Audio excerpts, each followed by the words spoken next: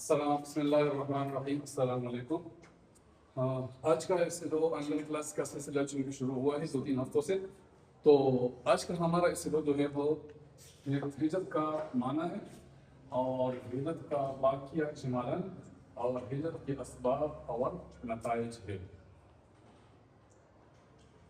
تو سب سے پہلے یہ سمجھے کہ آپ صلی اللہ علیہ وسلم نے ہجرت کیوں کی، پھر اس کے بعد اس کا معنی اور اس کی جو ہے وہ وضاحت پڑیں گے۔ ہجرت جو ہے وہ آپ صلی اللہ علیہ وسلم نے اللہ تعالیٰ کے حکم سے کی۔ جب اللہ نے آپ صلی اللہ علیہ وسلم کو مکہ چھوڑنے کا حکم دیا اور مدینہ جانے کا حکم دیا تو تب سے آپ صلی اللہ علیہ وسلم نے ہجرت کی۔ تو اب اس کا معنی سمجھے، ہجرت کا معنی ہے چھوڑنا، ترک کرنا، منتقل ہونا۔ یہ تینوں معنی جو ہے یہ آسان ہے۔ چھوڑنا، مثال کے طور پر آپ صلی اللہ علیہ وسلم مکہ سے چلے گئے تو مکہ کو چھوڑ دیا۔ دوسرا معنی ہے ترک کرنا، ترک کرنے کا معنی یہ ہے چھوڑنا۔ اور تیسرا ہے منتقل ہونا۔ منتقل ہونا جیسا کہ ہم کسی طالب علم کو کہتے ہیں کہ یہاں آ جاؤ تو وہ اس جگہ سے اس جگہ منتقل ہو گیا۔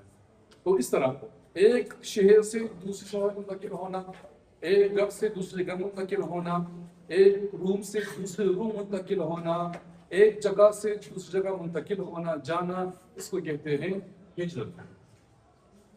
اب یہاں پر اس کی تعلیم پر روشنی ڈالیں۔ جہاں اسلام کی تعلیمات پر عمل کرنے میں مشکل ہو تو ایسی علاقے کی طرف جانا جہاں پر عمل میں آسانی ہو۔ اب واضح ہو گیا، ہجرت کا اصل میں تعریف جو ہے کہ آپ جس علاقے میں رہ رہے ہو، اگر یہاں پر اسلامی تعلیمات کے اوپر عمل کرنے میں دشواری ہو، مشکلات ہو، کوئی ایسی وجوہات ہو جس کی وجہ سے آپ اسلامی تعلیمات پر عمل نہیں کر سکیں گے، نماز پڑھنے میں دشواری ہو، روزہ رکھنے میں دشواری ہو، یا کوئی اور اسلام کی تبلیغ کرنے میں دشواری ہو، تو پھر آپ نے ایک ایسی علاقے کو چننا ہے، ایک ایسے علاقے کو منتخب کرنا ہے جہاں پر اسلامی تعلیمات پر عمل کرنا آسان ہو۔ اب مثال کے طور پر یہاں پر علم تعلیمات پر عمل کرنا، اسلام پر عمل کرنا مشکل ہے۔ اب اس علاقے کو چھوڑ کر پشاور جانا، صحیح، یا پبی جانا، تو اس کو کہتے ہیں ہجرت۔ اسلامی تعلیمات میں کیا ہے؟ حضرت محمد صلی اللہ علیہ وسلم نے مکہ سے مدینہ کی طرف سفر کیا اور مدینہ میں قیام فرمایا تو اسے کہتے ہیں ہجرت مدینہ۔ سمجھ گئے آپ لوگ؟ تو ہجرت مدینہ کیوں ہوئی، کس وجہ سے ہوئی، اس کو بھی تفصیل سے پڑھیں گے اب، لیکن یہاں پر ہجرت مدینہ کا واقعہ جو ہے وہ اجمالاً آپ لوگ کے ذہن میں ہونا چاہیے۔ جب آپ صلی اللہ علیہ وسلم کو اللہ تعالیٰ نے وحی بھیجی اور اس میں ہجرت کرنے کا حکم دیا گیا تو آپ صلی اللہ علیہ وسلم ابوبکر رضی اللہ عنہ کے گھر گئے اور انہیں فرمایا کہ اللہ نے حکم کیا ہے اور ہم مدینہ جائیں گے۔ تو ابوبکر رضی اللہ عنہ کی خودداری کا یہ عالم تھا کہ انہوں نے بغیر سوچ و بچار کے وہاں پر یہ فیصلہ کیا کہ ٹھیک ہے ہم جائیں گے۔ پھر آپ صلی اللہ علیہ وسلم نے رات سے ہجرت کرنے کا پلان بنایا۔ وہاں کفار کی پلان کیا تھی؟ کفار کا پلان اور مشورہ یہ تھا کہ یا تو آپ صلی اللہ علیہ وسلم کو قتل کریں گے یا قید کریں گے یا مدینہ سے مکہ سے نکالیں گے۔ تو ایک طرف وہ تدبیر کر رہے تھے، وہ مکر اللہ نے تدبیر کر رہا تھا، اللہ بھی ان کے اللہ اپنے پیغمبر کے لیے سوچ رہا تھا، اور اللہ سب سے بہتر فیصلہ کرنے والا ہے۔ اب یہاں پر کفار جب اپنے ارادے پر آئے اور آپ صلی اللہ علیہ وسلم کی گاہ کا محاصرہ کیا اور انہوں نے سوچا کہ صبح جب آپ صلی اللہ علیہ وسلم اپنے گھر سے نکلیں گے تو ہم اپنے ارادے پر عمل کریں گے۔ ان کا ارادہ یہ تھا کہ نعوذ باللہ آپ صلی اللہ علیہ وسلم کو قتل کریں۔ آپ صلی اللہ علیہ وسلم نے یہ کہا، علی رضی اللہ عنہ کو اپنی بستر پر بٹھایا، اپنی چادر دی، اس لیے نہیں بٹھایا بلکہ اس لیے بٹھایا کہ آپ صلی اللہ علیہ وسلم کے پاس کفار مکہ کی امانتیں تھی تاکہ وہ امانتیں ان لوگوں کو واپس کر کے مدینہ منورہ آ جائے۔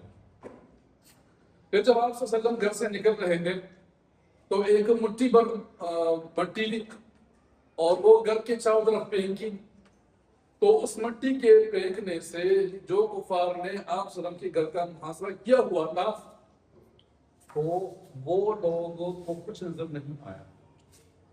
آپ صلی اللہ علیہ وسلم تلواروں کے نیچے صحیح سلامت نکل گئے۔ صبح جب کفار مکہ آئے اور انہوں نے آپ صلی اللہ علیہ وسلم پر حملہ کرنا چاہا تو جو انہوں نے چادر ہٹائی تو وہاں پر علی رضی اللہ عنہ کو پایا تو وہ غصے میں ہو گئے اور حیران بھی ہو گئے کہ ہم تو کسی اور ارادے سے آئے تھے اور یہاں کچھ اور ہو رہا ہے۔ آپ صلی اللہ علیہ وسلم گھر سے نکلے تو غار ثور چلے گئے۔ غار ثور میں آپ صلی اللہ علیہ وسلم نے 3 دن قیام فرمایا تھا، 3 دن وہاں پر رہ رہے تھے۔ ابوبکر رضی اللہ عنہ کے بیٹے وہ اس کے لیے خبر لاتے رہے اور اس کی بیٹی اسماء رضی اللہ عنہ کھانا لاتی رہی۔ تو اس کے بعد یہ کفار مکہ اپنی ارادے پر وہاں پر جاتے تھے اور پھر آتے تھے، لیکن ان کو آپ صلی اللہ علیہ وسلم کا کوئی سراغ نہ ملا۔ اس کے بعد آپ صلی اللہ علیہ وسلم کو اللہ تعالیٰ نے حفاظت کے ساتھ کفار کے اس غلط مشورے اور غلط چال سے بچا کر نکال دیا۔ اب یہاں پر بات یہ ہے کہ آپ صلی اللہ علیہ وسلم کی امانت داری اور ساتھ کا یہ عالم تھا کہ وہ تو چاہتے تھے کہ ان کی امانتیں اپنے ساتھ لے جائے، لیکن آپ صلی اللہ علیہ وسلم نے وہ امانتیں ان کو واپس کر دی، حالانکہ وہ آپ صلی اللہ علیہ وسلم کے جان کے دشمن تھے، لیکن پھر بھی ان کو امانتیں واپس کرنی علی رضی اللہ عنہ کے ہاتھ کے ذریعے سے۔ پھر جب آپ صلی اللہ علیہ وسلم مدینہ منورہ پہنچے تو مدینہ منورہ کے لوگوں نے آپ صلی اللہ علیہ وسلم کی آمد کا شاندار استقبال کیا۔ کس طرح استقبال کیا؟ وہ بچیاں جو تھیں وہ گانے گاتی رہی، یعنی گیت گاتی رہی، اور عورت خواتین جو تھی وہ گھروں کی چھتوں پر چڑھ گئی، اور نوجوان جو تھے وہ آپ صلی اللہ علیہ وسلم کے راستے میں آئے، اور ہر کسی نے کہا کہ آپ صلی اللہ علیہ وسلم میرے ساتھ مہمان ہوں گے۔ سب اونٹ کی نکیل کھینچ رہے تھے کہ ہمارے گھر میں رہ جائے اور ہماری مہمان نوازی قبول کر لے۔ تو آپ صلی اللہ علیہ وسلم نے کہا کہ میری جو اونٹی ہے یہ اللہ کے حکم کے مامور ہیں۔ ان کا دل نہیں دکھایا کہ بھئی اس کے ساتھ بیٹھ گیا اس کو چھوڑ دیا، کہا کہ میری اونٹی اللہ کے حکم کے مامور ہے، جہاں بڑی بیٹھے گی میں ان کے ہاں قیام کروں گا۔ خواہش تھی کہ ہمارے ساتھ قیام کر لیں، ہمارے گھر میں رہے، ہمارے چارپائی پر آرام کر لیں، ہمارا بستر اوڑھ لیں۔ تو اس کے بعد ابو ایوب انصاری کو شرف حاصل ہوا اور انہوں نے آپ صلی اللہ علیہ وسلم کی مہمان نوازی کی۔ اچھا، علی رضی اللہ عنہ کچھ دن بعد مدینہ منورہ پہنچ گئے۔ اس کے جسم پر سفر کے آثار تھے۔ میں بتاتا چلوں کہ مکہ اور مدینہ کا راستہ جو ہے وہ 500 کلومیٹر ہے، بہت بڑا راستہ ہے۔ تو اس راستے کو علی رضی اللہ عنہ نے پیدل طے کیا۔ تو آپ سب نے کہا کہ اگر آپ تھوڑا انتظار کر لیں تو ہم آپ کے پیچھے کوئی سواری بھیج دیں۔ علی رضی اللہ عنہ نے فرمایا کہ جب آپ کو مدینہ میں نہیں پایا تو مجھے چین نہیں آیا کہ میں چلا جاؤں۔ اچھا، اب اس کے بعد ہجرت مدینہ کے اسباب کیا ہیں؟ یہ ہجرت مدینہ کس وجہ سے کی گئی، کیوں کی گئی، وجوہات کیا تھی، تو اس کو بھی ذہن میں رکھ لیں۔ کفار مکہ کا ظلم و ستم، یعنی کفار مکہ مسلمانوں پر اس طرح کے ظلم کر رہے تھے کہ مسلمان اس ظلم کو برداشت کرنے سے قاصر رہے، اس وجہ سے ہجرت ہوئی۔ دوسری وجہ اسلام کی تبلیغ میں رکاوٹ۔ سب سے اہم وجہ کیا تھی کہ وہاں مدینہ مکہ مکرمہ میں اسلام کی تبلیغ میں رکاوٹ تھی، وہ اسلام کی تبلیغ نہیں کر سکتے تھے، تو اس لیے انہوں نے مکہ سے مدینہ ہجرت کی۔ اب یہاں پر ہے نتائج کہ مدینہ تو ہجرت ہو گئی، کس کے نتائج کیا ہیں، اس کے سے ہمیں کیا حاصل ہوا، تو وہ بھی واضح ہیں۔ مال و جان کی حفاظت، یہ جو مہاجرین تھے اس کی جان بھی محفوظ ہو گئی، اس کے اموال بھی محفوظ ہو گئے، کسی قسم کا خطرہ اسے نہیں تھا۔ دوسرا، سکون سے اسلام کی تبلیغ جو کرتے تھے، لوگوں کو مسلمان کرتے تھے، اسلام کی پیغام پہنچاتے تھے، وہ سکون سے کرتے تھے۔ اب اس کے بعد میں عدل و انصاف ہو، چونکہ مکہ مکرمہ میں عدل و انصاف نہیں تھا، مسلمانوں کے ساتھ زیادتی ہو رہی تھی، تو اس عدل و انصاف اس زیادتی کو ختم کر کے مدینہ منورہ میں عدل و انصاف کا بول بالا ہوا۔